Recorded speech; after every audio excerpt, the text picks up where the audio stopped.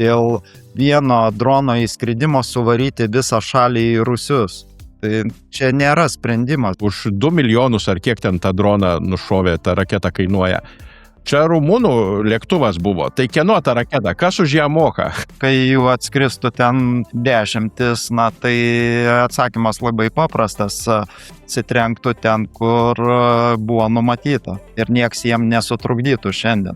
Ir aš bijau, kad tam reikės, kol neatsiras pirmas kraujas, tai dar toliau stumdysimės visą tą nusipusią asilo ausis pirmyn atgal ir ieškosim kaltų. Kariuomenės tikslas – išsaugoti kariuomenę, o teritorija, civiliai čia antraeilis dalykas. Gali būti taip. Lietuvos kariuomenė yra vieno mūšio kariuomenė. Liberalūs pokalbiai. Sveiki gyvi, prisijungę prie liberalių pokalbių. Šiandien pas mus tokia tema visai tikėtina. Stengiamės pasivyti įvykius. Per gegužę Lietuvoje 3 incidentai su dronais Lietuvos danguje. Su panašia situacija susidūrė Latvija, ten krito vyriausybė, šaudė estai ten irgi į dronus. Ir šiandien su profesoriumi Raimundu Lopata klausime bandysim paklausti iš tiesų, galbūt ko nors, ko nepaklausė kiti komentatoriai. Ir šiandien pas mus svečiuose Arūnas Kumpis, 3 metai Ukrainos fronte, FPV pilotas. Labą dieną, Arūnai. Sveiki. Ir dar pasakysiu, kad knygos Dronų karas autorius ir FPV pilotas, tai čia dronų kamikadzių, aš taip suprantu, tas pilotas.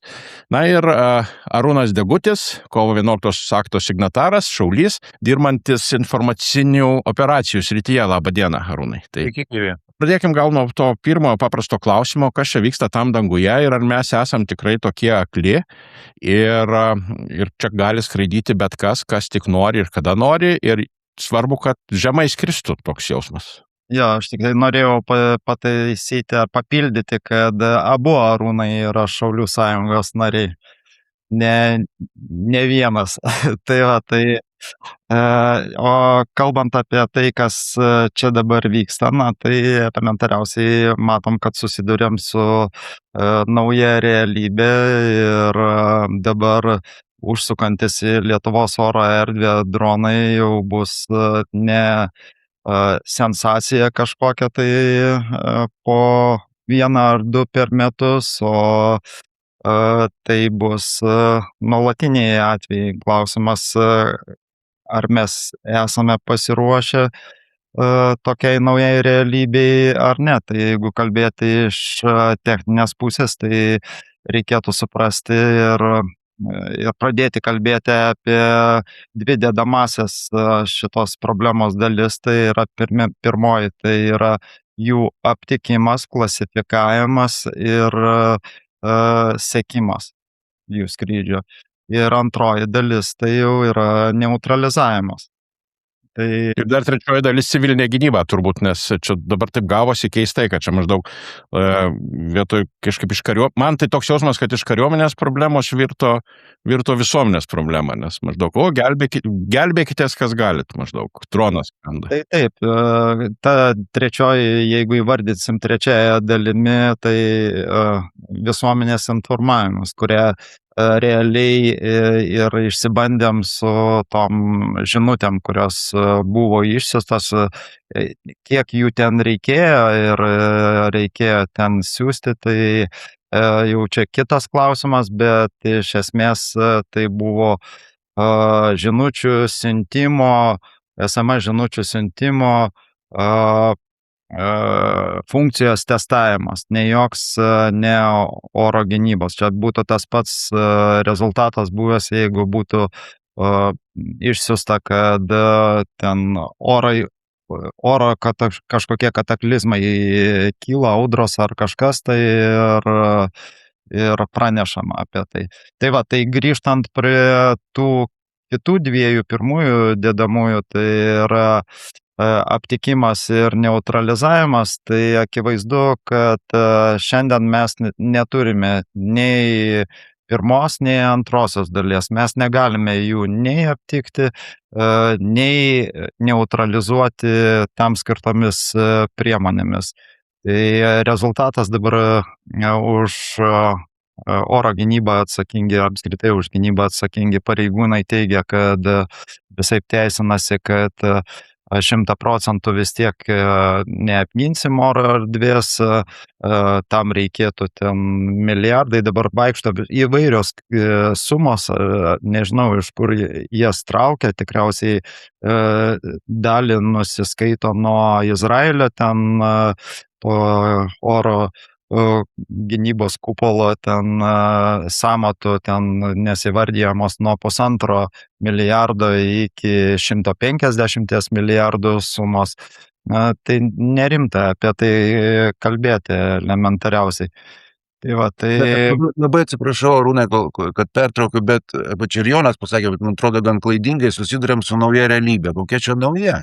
Prieš metus mes jau turėjom. Taip, Antakalnyje skraidė savo puikiausiai dronas. Tai nauja realybė yra tai, kad tai tampa įprastu reiškiniu, nes jeigu jie įskrenda ten ar įskristų kartą ar 2 per metus, ir puikiai prisimenam, kokios sensacijos būdavo, kai įskrisdavo 1-2 kartus per metus. Dabar, kai įskrido ten kas 2 dieną, tai jau žmonės net nebekreipia dėmesį į tai, net paskelbus tą pavojų, tai įvairiais vertinimais ten iki pusės gyventojų jį nereagavo elementariausiai, bet apskritai yra absurdas dėl vieno drono įskridimo suvaryti visą šalį į rūsius.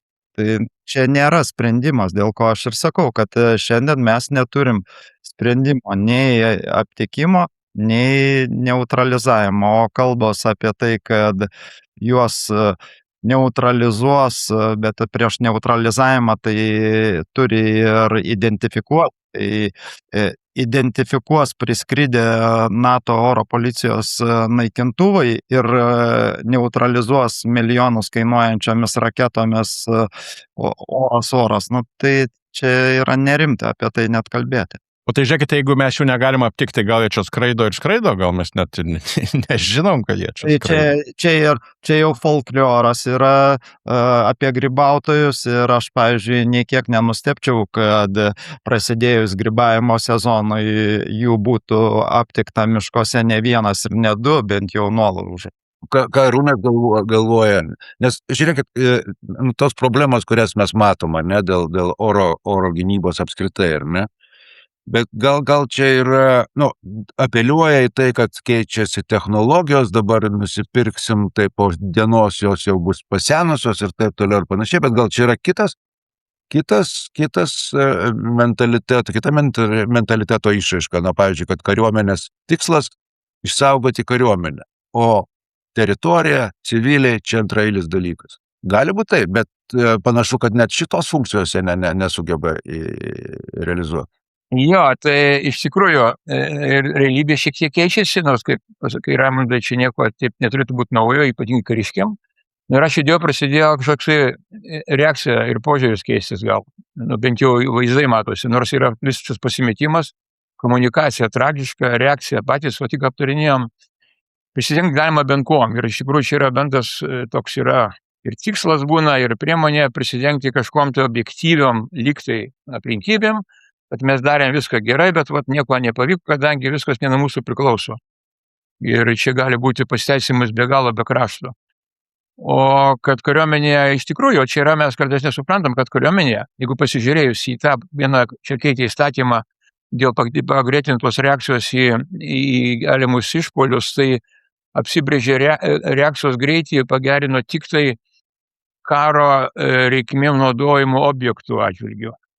Aiškiai, jo aktyvavo ir leido, suteikė galimybę kitaip reaguoti į tai vadinamus strateginius objektus, kurie visi yra tik tai Lietuvos kariuomenei priklausantis, išskyrus vieną atominės elektrinės saugojimo, atliekų saugojimo vieta, jinai irgi priskirta kariuomeniai. Tai jo iš tikrųjų, jie mato pirmoji save, nes jie turi kariauti ir turėti saugoti. O natūraliai jie galvoja, kad visa kita teritorija, kuri nepriskirta jiems, yra automatiškai priskirta kažkam kitam. Tai gali būti pasienio policija, tai gali būti šiaip policija, tai yra šauliai, dabar atsiras komendantūrų jau, net 1500 žmonių paruošėm, 10 dienų bėgyje, tenai buvo kursai. Tai viskas yra palikta kažkam kitam. O mūsų politikai galvoja, kad mes skirdami tos 5 milijardus pinigų, lyg tai dengiam visus poreikius. Ir čia didžiausias nesupratimas yra, kad kariuomenė mato vienaip, o politikai skirdami pinigus visai kitaip. Ir paskui pradeda kalbėti, kad viskas gerai, tada Krašto apsaugos ministerija irgi pradeda kalbėti apie visuomenės įtraukimą į visuotinę gynybą, o iš tikrųjų pinigų jau nebelieka nei tai gynybai, nei kitom reakcijom. Reiškia, yra menkas finansavimas, padidėja šiek tiek yra pavyzdžiui, pasienio kariuomenės, taip, pasienio tarnybos, tačiau jie irgi perka jai pačiai naudingus dalykus, nėra būtinai integravimui į kariuomenės uždavinių sprendimą, į savo spręs uždavinius. Ir tie pirkimai visi būna labai epizodiniai, gynai savo tokio institucinio poreikio tenkinimams. Ir va čia yra visa bėda, kad nieks nemato visumos, ir čia yra politikų problema, nes kariuomenė, mato taip, kaip ką jam reikia matyti. Ir spręsti savo klausimus. Jie natūraliai nesupranta, jie gyvena, išaugę kazarmose, jie mato savo tik tai tą aplinką ir jų logika labai paprastai ir aiški. Bet tai nesuškia logika, kokią turi ir demonstruoja politikai ir kokią komunikuoja visuomenė. Visuomenė atsipalaidavus lyg tai dabar pamatė, kad viskas kiaura, dabar visi ieškos, kur čia ta sąveika, kur tos skylės, skylių bus milijonai aptinkama ir turi dabar naują požiūrį, bet daugiau yra naują pasimetimą.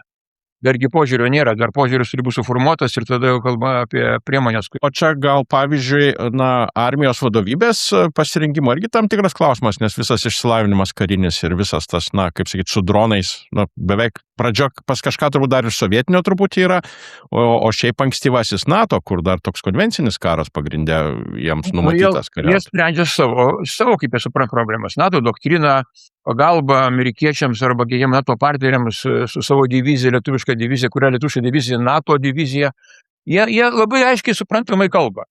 Bet klausimas yra vienas, kad politikai, duodami pinigų, nesupranta iki galo, kuriems skirto pinigus skiria. Ir patys apgaudinėja, kiek aš kalbėjau Seimo nariams, jie visi įsižioja, suprasdami, kad čia visai ne tie dalykai ir kad tų pinigų trūksta absoliučiai visiems kitiems segmentams. Aš norėjau papildyti dėl tų mechanizmų, kurie turėtų užtikrinti, kad sistema veiktų, atsinaujintų ir taip toliau. Tai pirmas dalykas, nėra galutinio sutarimo, kas yra atsakingas už oro erdvės kontrolę, nes, pavyzdžiui, kai skrenda tiek balionai, tiek oro balionai, tiek dronai, tarkim, kontrabandiniai, tai vyksta toksai stumdymasis tarp kariuomenės ir pasienio tarnybo, nes pasieniečiai natūraliai sako, kad oro erdvės kontrolė yra kariuomenės reikalas, o kariuomenė sako, kad sienos kontrolė yra pasieniečių reikalas. Tai šitame yra dar daug nesusipratimo, kurios reikėtų išspręsti, kad jie nestumdytų vieni nuo kitų šitos problemos.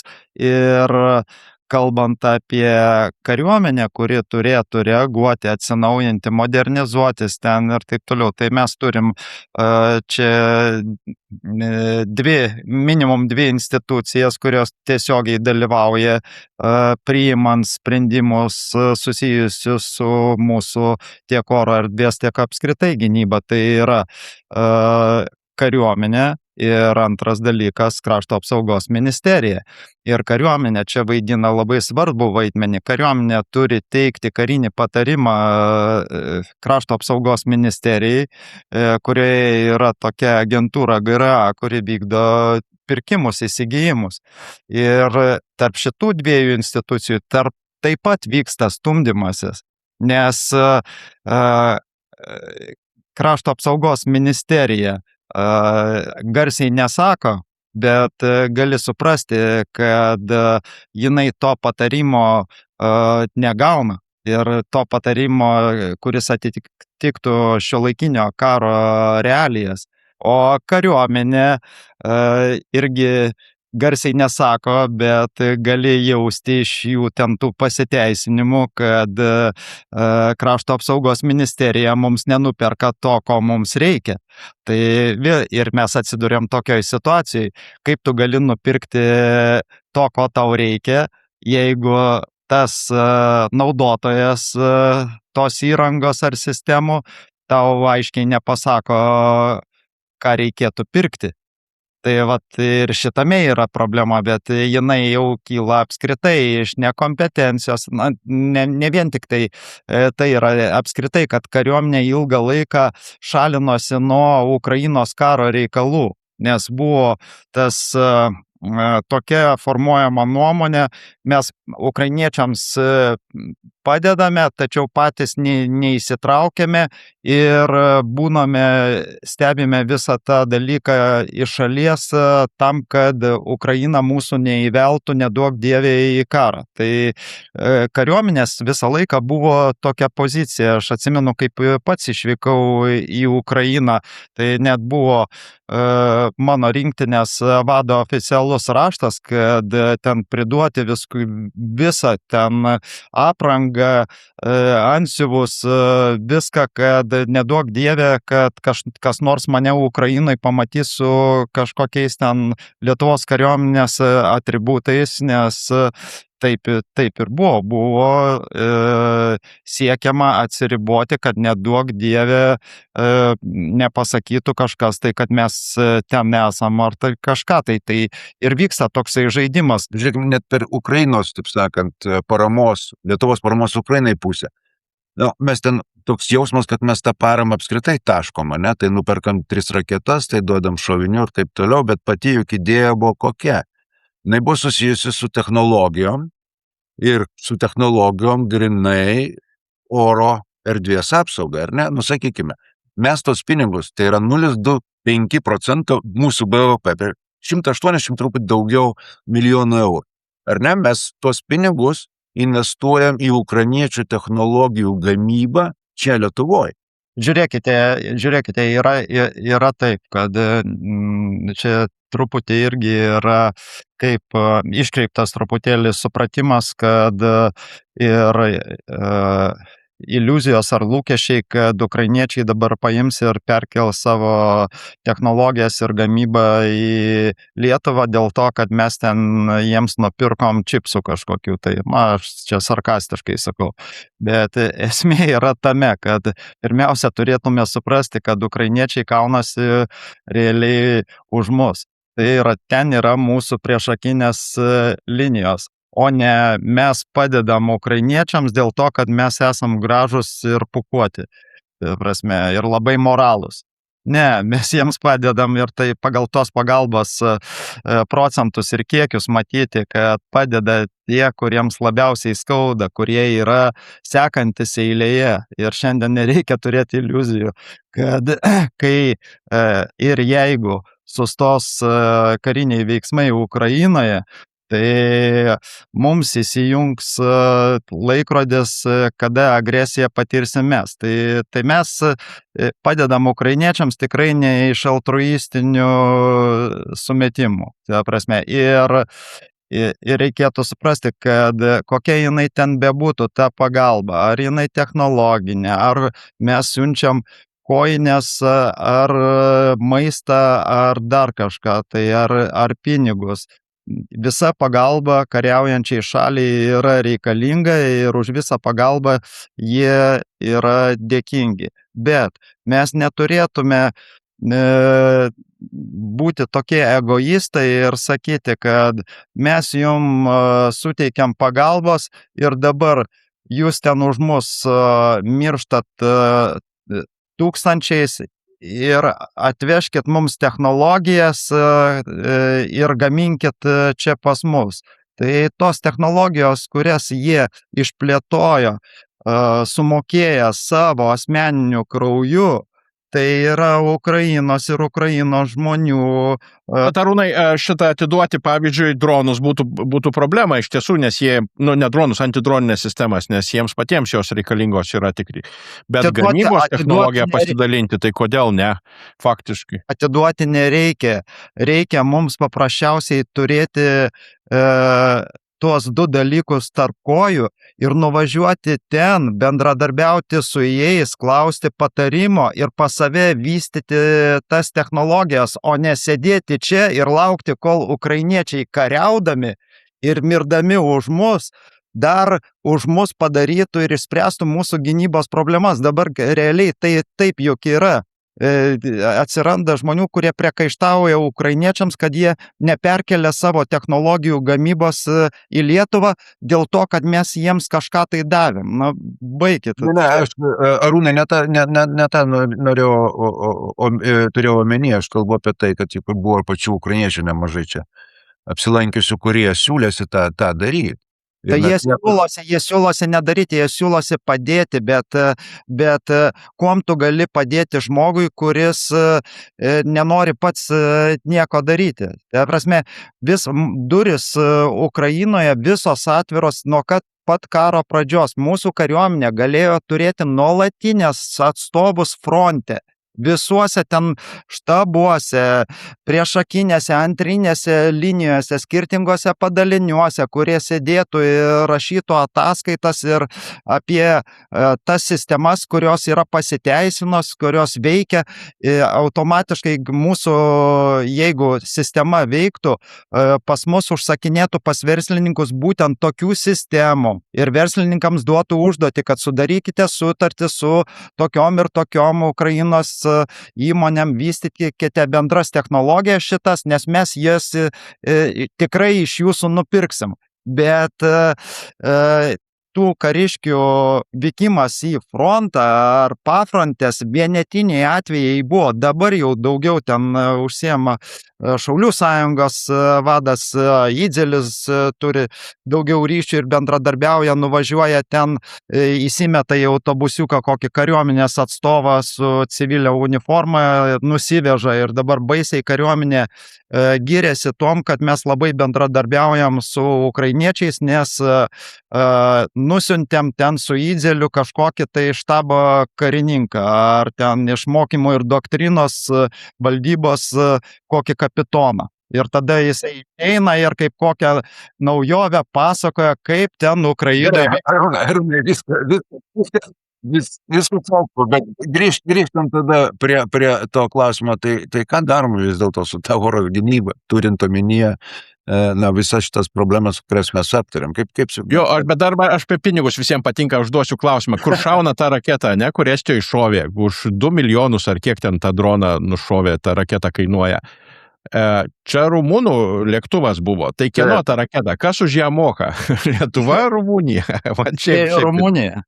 Rumunija susimoka, ne? Ja, aš spėju, nes aš galiu pasakyti vienetais, kiek Rumunija turi tų raketų. Tai ten naudojamos 2 tipų raketos, vidutinio ir ilgojo nuotolio. Ir Rumunija turi 299 vienetus dabar jau vieno tipo ir 180 vienetų kito tipo.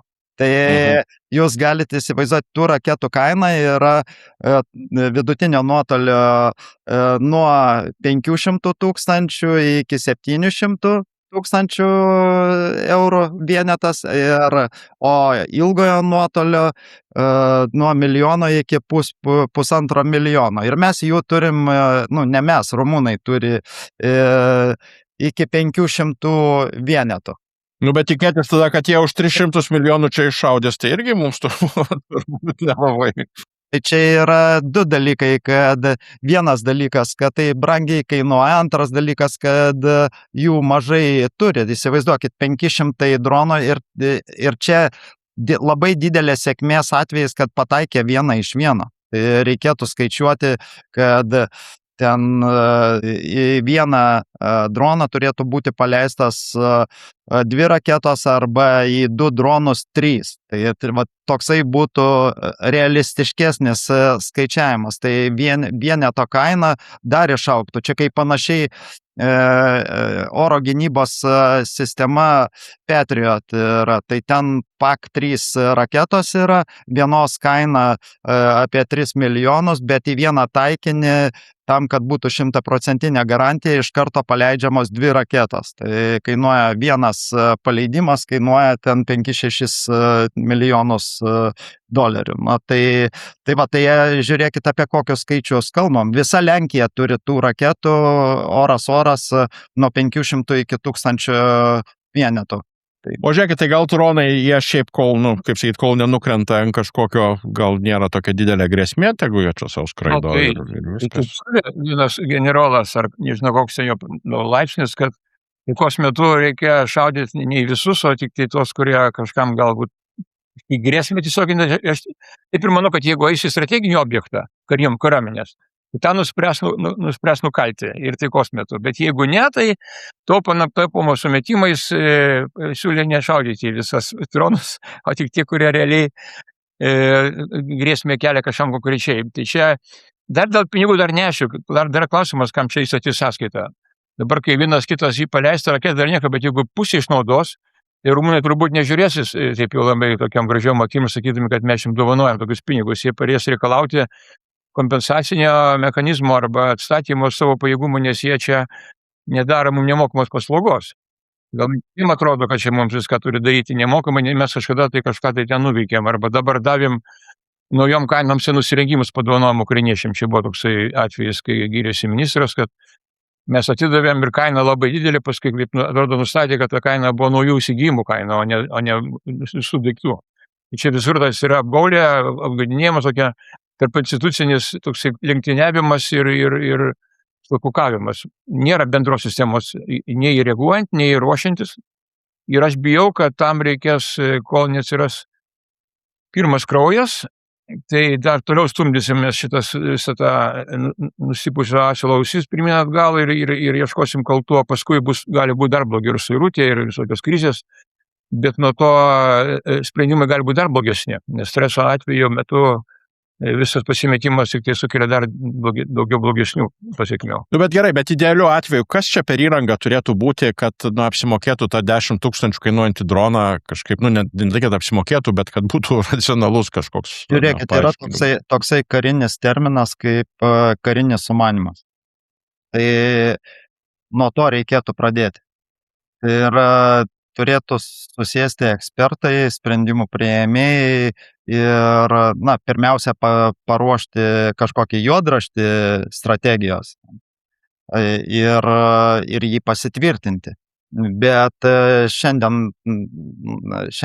dienai mes neturime nei karinio sumanymo, nei kažkokio tai plano. Tai mes kalbam apie kažkokius tai fragmentus ir tiek, o kalbant apie tai, kokia turėtų būti ta sistema, tai jeigu atmesti tuos pasiteisinimus, kad viskas brangu, tai dėl to negalim daryti, tai yra netiesa. Galim pradėti nuo pigių dalykų.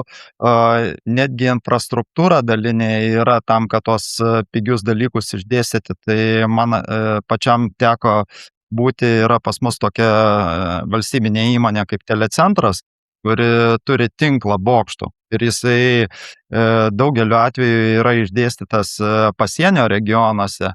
Ir tai yra, puikia priemonė, kurie aš stebiuosi, kodėl tiek laiko neišnaudoto. Ant tų bokštų galima montuoti viską. Tiek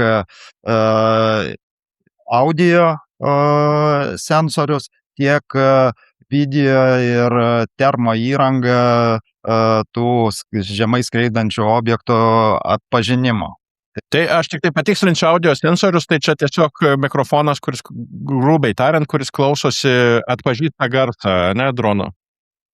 Taip, mikrofonas arba mikrofonų tinklas, tačiau svarbu pažymėti tai, kad visi tie duomenys įrašomi tais mikrofonais turėtų keliauti į bendrą duomenų apdorojimo sistemą, kur būtų katalogizuojami pavyzdžiai garsų, jie sulyginami ir išmetamas tas atsakymas jau, koks tai objektas yra, raketa, dronas ir netgi ten gali atpažinti iki tokios detalių, kad drono modelį identifikuoti. Bet dar svarbesnis momentas, koksai yra.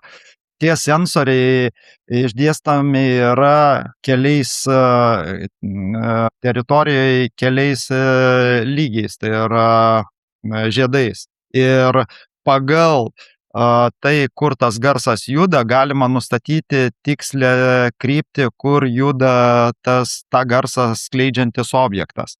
Ką tai duoda? Tai duoda, kad mums nereikia visos šalies suvaryti į rūsius dėl vieno įskridusio drono.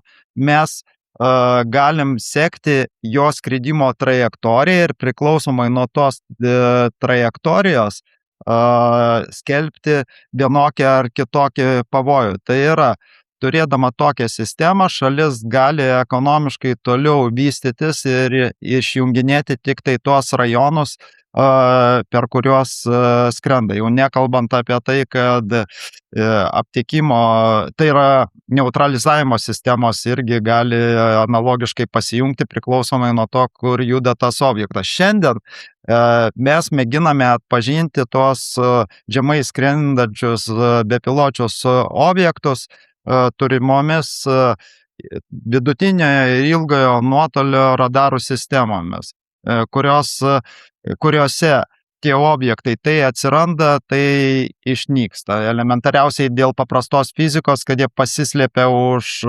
kažkokių ten objektų, kalnelių žemės linkę. Na, bet tai atrodo, tai mes kalbame, atrodo tokie tarsi paprasti dalykai, ar ne? Jo, nebrangus atrodo. Bet tai aš vis grįžtu prie to klausimą. Tai kas čia turi imtis, taip sakant, jeigu ten yra vangumas, mentaliteto problemos, sąveikos problemos tarp institucijų atsakingų už, taip sakant, gynybą, tai koks čia galėtų būti politikų vaidmuo? Na, žinau, signatarai karts nuo karto sureaguoja į tai, bet nežinau, ar jų klauso. Bet iš tikrųjų, čia ką Seimo didesnio vaidmens reikia, per NSGK judėti priekį. NSGK yra tas įrankis, kuris gali spausti vykdomąją valdžią atlikti vienokius ar kitokius veiksmus, bet tų bandymų jų yra. Aš kaip tik šiandien rašiau tekstą apie Sky Fortress, tikriausiai girdėjo tokį pavadinimą. Čia dar Kasčiūno ministravimo laikais buvo ne tik tai, kad daug kalbama apie tą sistemą, čia ir yra ta akustinė sistema, ją pradėjo vystyti ukrainiečių iniciatyva Brave One, kur yra garsių ukrainiečių, tai startuolis buvęs. Tai buvo kalbama apie ją, buvo netgi numatytos lėšos ir netgi įvardinta data, kada ta sistema Lietuvoje turėtų būti įdiegta. Po to jau sekanti ministrė Šakalienė su Raimondu Vaišnoru, kariuomenės vadu, kalbėjo apie tai, kaip tą sistemą ketinama ten 25 metais pabaigoje ten testuoti, o iki 6 metų kažkada tai įdiegti. Ir paskutinė žinutė, aš specialiai pasidomėjau, koks likimas yra ten tos sistemos, tai paskutinė žinutė buvo interviu kariuomenės vado Raimondo Vaišnoro, kad ne viskas taip paprasta, ta sistema nėra suderinama su mūsų amerikietiškomis sistemomis. Ir aš dar pasitikslinau, ar krašto apsaugos ministerijos oficialių įsigijimų sąrašuose figuruoja kokie nors pirkimai ar sutartys susiję su būtent Sky Fortress įsigijimu. Jų nėra. Dar gerai, kad rozetė sutampa šitą įsijungimą. Tai žiūrėkit, metus laiko kalbėjom, raminom visuomenę apie tai, kad mes žinom, ko reikia ir bandom ir darom ir užstrigom kalbų lygyje. Dabar, jeigu tai dabar aš klausau tą mūsų pokalbį ir mūsų diskusiją, kaip čia geriau būtų padaryti, įsivaizduokite, ar jeigu tai būtų buvę, kad nuo pirmų karo Ukrainoje metų būtų rotacinių principų sėdėję gynybos štabo karininkai, sėdėję kamo viceministrai. Taip. Ir karts nuo karto pasikvietė mūsų gamintojus. Ar mes iš vis apie tokius dalykus kalbėtume? Nekalbėtume iš vis, mes turėtume įmonės su ukrainiečiais turėtume. Absoliučiai jokingas dalykas yra dabar atsakant į Raimondo. Iš tikrųjų, dabar paminėjo Arūnas apie tai, kad vienu metu Kasčiūnui būnant tenai prie sprendimų priėmimo, reiškia, vairo, buvo bandoma padaryti pokyčiai. Iš tikrųjų, jeigu tu klausi kariuomenę, jinai turi savo logiką ir savo, ką reikia daryti, kad mažiau daryti ir mažiau rizikuoti, ypač jeigu NATO 5 straipsnis mus išgelbės. Čia politikai, jeigu ateina išmantis politikai, patikrina ir tada žiūri, jeigu mes skiriam pinigus, tai pirmiausia, ar tas sumanimas, ar jis logiškas, ar yra planai padaryti, kurie, reiškia, gali būti ir A ir B scenarijaus. Ir čia tik politikai. Ir aišku, vyriausybė. Bet kai vyriausybė yra atsitiktiniai praeiviai, tai ten iš kažko tikėtis, iš viso labai tikėtis keista būtų, bet ką reiškia atėjęs vienas kitas žmogus gali išjudino šiek tiek komendantūrų klausimą. Gerai, blogai, pajudėjo, ten bent jau dabar vėliavai tiek į vakarą, čia didelis dalykas. Dabar dar kažką tai padarys, čia buvo kalba apie tą žiedą dėl tai, kas yra Ukrainos, jinai jau įvesta. Aš tik tai kaltinčiau politikus. Nes kariuomenė jis laikas savo matymą turi, jie nėra strategai iš principo. Nes kariuomenė nekvičiami strategai, valstybinė prasme. Bet jeigu pradeda kvestionuoti klausimus ir pradeda galvoti, ar aplamai, kas čia dabar darosi, jiems ir turi būti vykdytojas. Vykdytas pagal patvirtintą, suderintą ir visiems primtiną scenarijų. Bet kada politikai žiūri į kariuomenė žiūri tada viens į kitą, pažiūri viens į kitą, tenai draugą, buvusį generolą arba esamą ir tada daro sprendimą, kuris dažniausiai iš lempos pasirodo. Kalbant apie politikus, aš, aišku, čia drožia tos politikus iš kairės ir iš dešinės, kam netingi, bet aš pritarčiau Arūnui dar dėl vieno dalyko, kuo galima būtų politikus apkaltinti. Pasodinimas mūsų visuomenės ant tos NATO narkomanų adatos. Ir jau visi požymiai rodo, kad pagrindinė NATO narė Amerika nusiėminėja nuo Europos gynybos reikalų, dabar pagal paskutinius duomenis ten planuoja jau nebe trečdalio, virš 50% mažinti pajėgumų įvairių, tiek techninių, tiek žmogiškojo, tiek vadovavimo. Ir mes vis tiek sėdim ant tos adatos ir esam patenkinti tom, ką turim. Tai prasme, nedarom išvadų. Tai prasme, situacija keičiasi kardinaliai, o planas pas mus tas pats, NATO apgins. Tai reikėtų suprasti, o kas NATO yra. Tai NATO kaip po tokios kariuomenės neturi, net Europa turi nacionalinę savo kariuomenės ir tiek, kokios jos yra, tokios yra. O mes vis tiek sėdime ant tos pačios adatos, tai reikėtų vieną kartą nusėsti ir imtis kažkokių tai veiksmų, tai yra likimą imti į savo rankas, taip kaip yra paėmę Suomiai. Aš bijau, kad tai gali neįvykti, nes kadangi inercija susiformavusi, visi sėdi savo įsivaizdavimuose kategoriškai, aš dar prieš mėnesį kalbėjau su kuriais aukštais pareigūnais Seime, kategoriškai net negalvoju apie variantą, kad galima gintis be amerikiečių. Kategoriškai. Ir dabar tiems žmonėms apsukti smegenį. Arūnas, čia signataras teisus, užvesti diskusiją, kuri vyksta Europoje pilnu tempu apie, pavadinkime, Europos saugumo tarybą, Europos gynybos sąjungą, Europos greitasis reagavimo pajėgas. Taip toli neįmanoma. Liberalai dar pradėjo, bet tai čia būtų tas kelias, su kuriuo mes galim, taip sakant, judėti į priekį.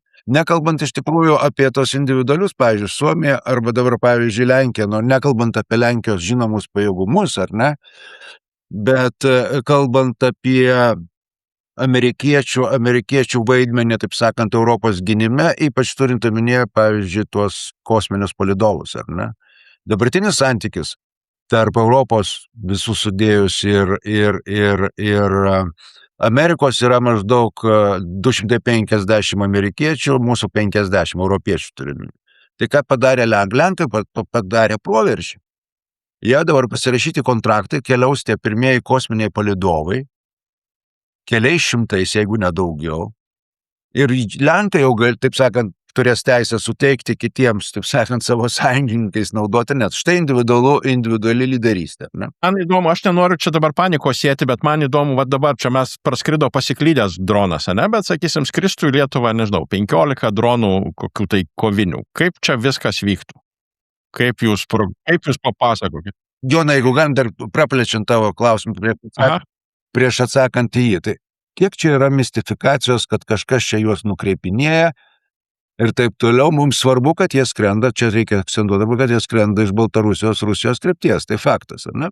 Tai mums apskritai nesvarbu, iš kur jie skrenda, tai jeigu jie skrenda iš Lenkijos, Rumunijos ar iš bet kur, mums svarbus yra vienintelis dalykas, ar mes juos galim identifikuoti, klasifikuoti, sekti ir neutralizuoti. Jeigu mes to negalim padaryti, tai koks skirtumas, iš kur jie skrenda, tai juk puikiai suprantat, turbūt neturite iliuzijų, kad mes prieš juos pakariausime notomis kažkokiamis perspėjinėdami ten diktatorius Putiną, Lukašenką ar savo draugus ukrainiečius. O apie tai, kas atsitiktų, kai jų atskristų ten dešimtis, na tai atsakymas labai paprastas.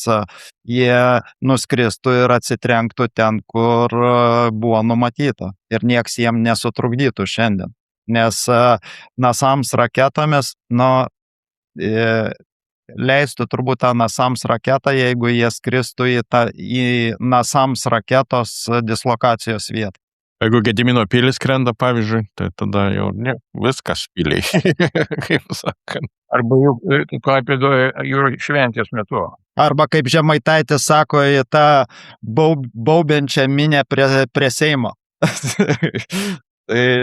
Tai Seimas irgi neapsaugotas, ta prasme, jeigu paleistų kažkas, aš dabar nenoriu priešam šito išduoti, bet...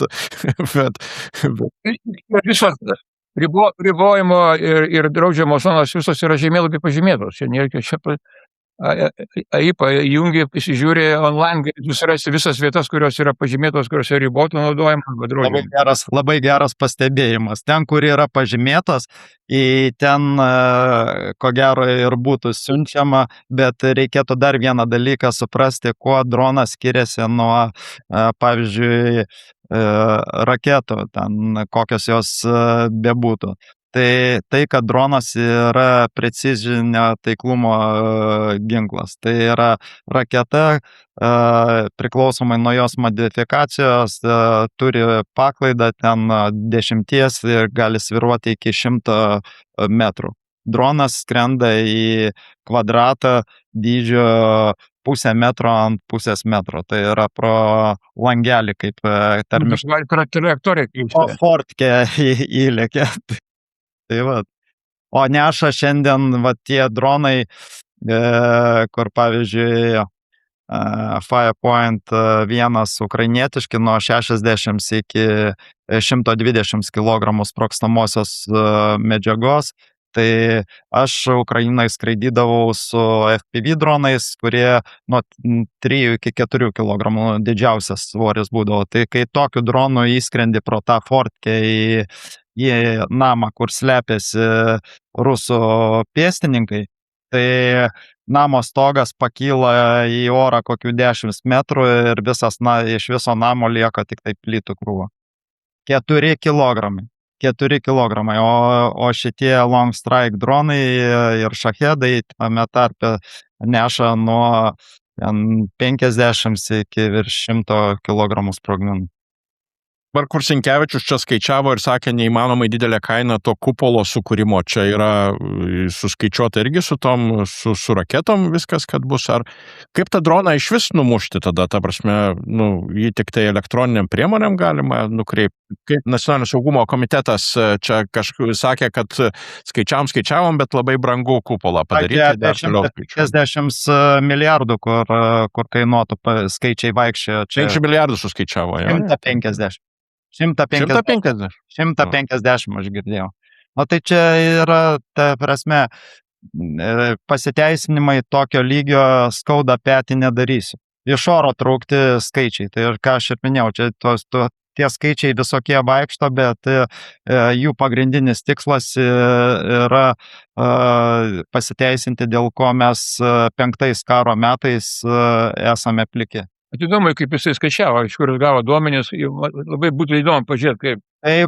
Tai dirbtinio intelekto ChatGPT atsidarykite, veskite ir garantuoju, kad bus 99% sutapimas tų jų skaičiavimų.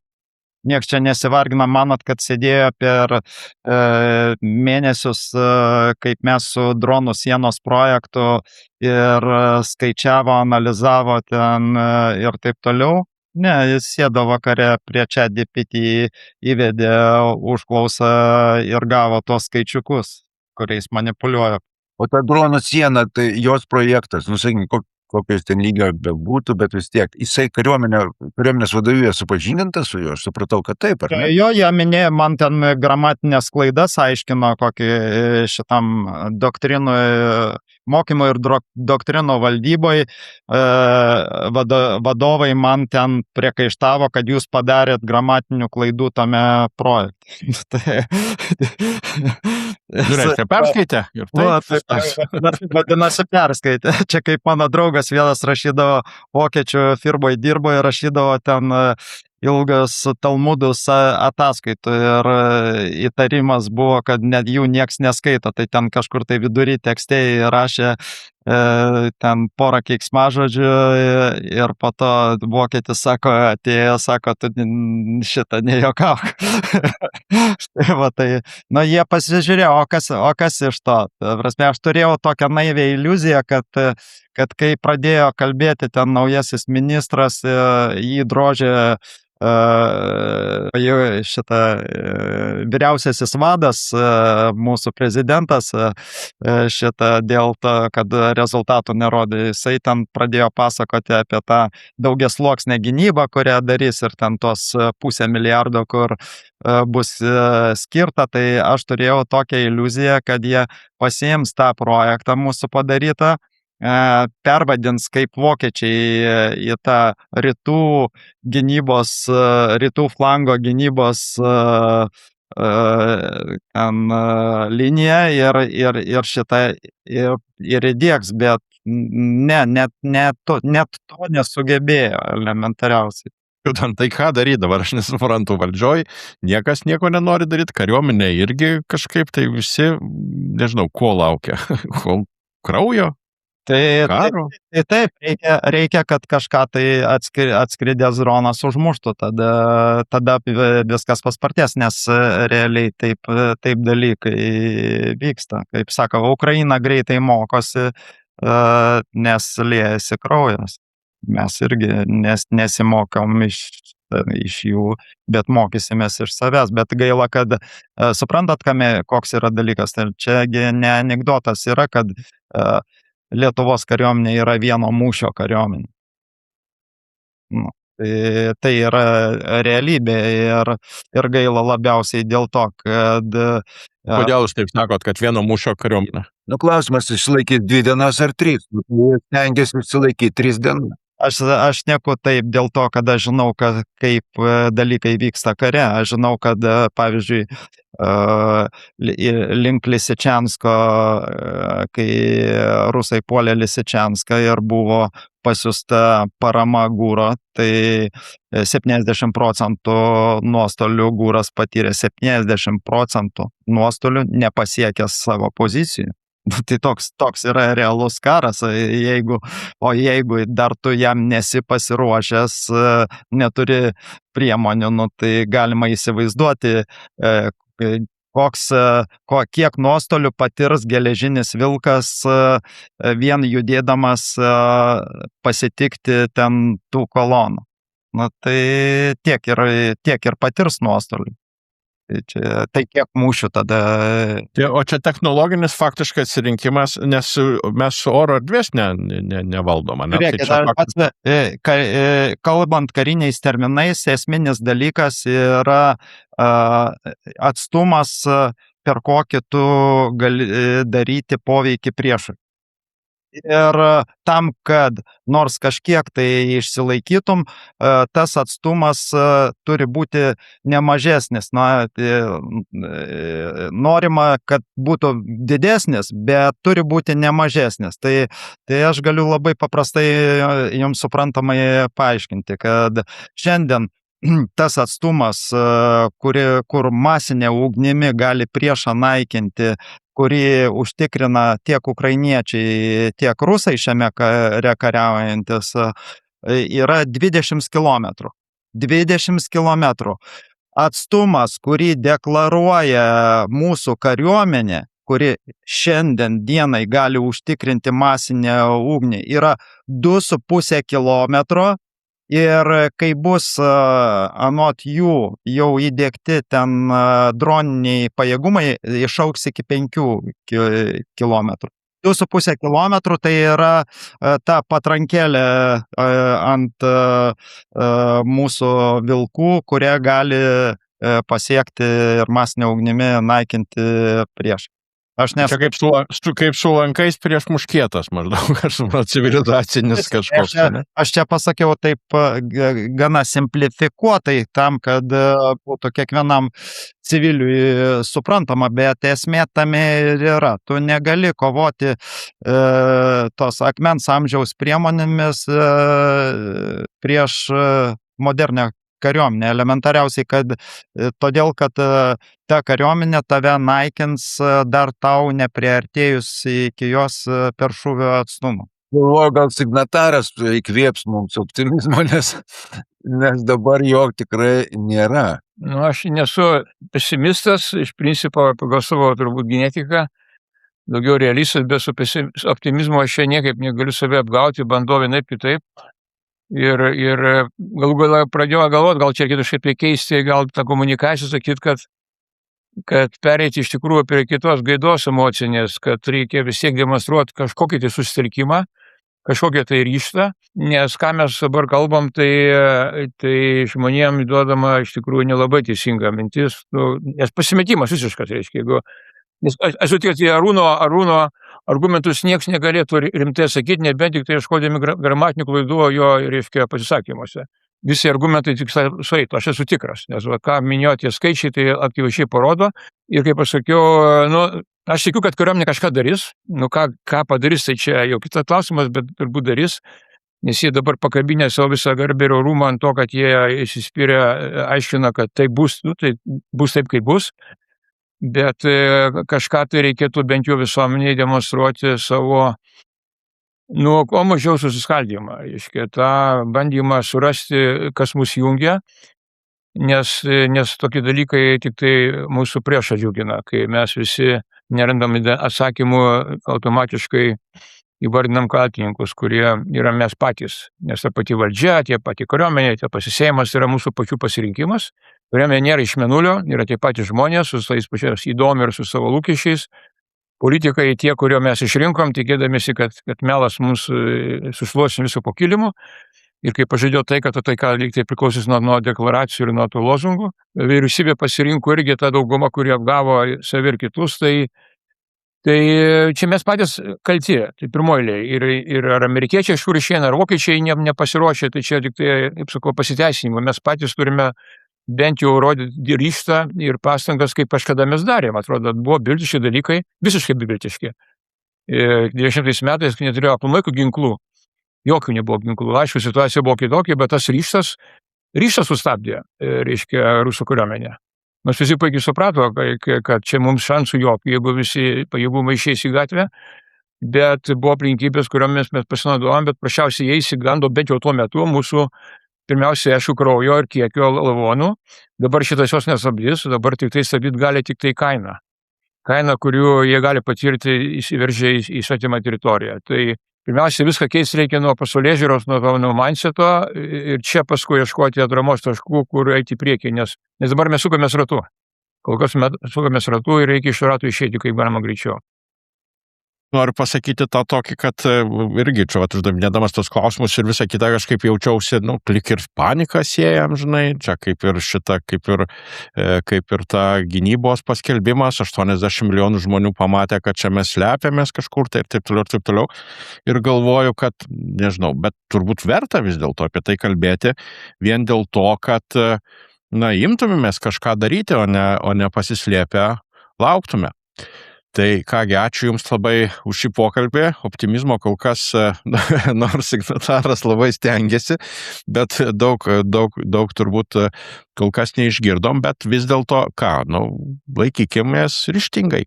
Ačiū Jums ir iki kitų susitikimų. Liberalūs pokalbiai.